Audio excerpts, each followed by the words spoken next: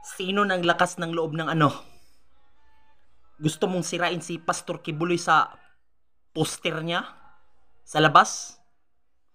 Sino gumawa ng paninira laban kay Pastor Kibuloy? Gusto mong ipalit si Binor Abalos, Di ba kayo?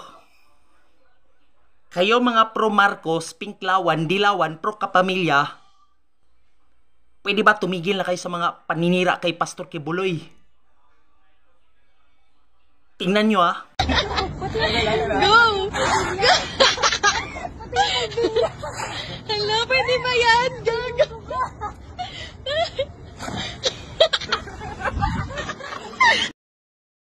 O, di ba? Yun ang papakita sa inyo. Tandaan mo to. Walang bumuboto sa inyo. Kayo mga Team Marcos at Team Kakampinoy.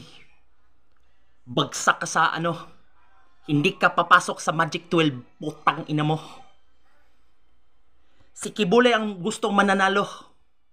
Kami, both strength, Team Duterte kami. Walang iba. Comment down below.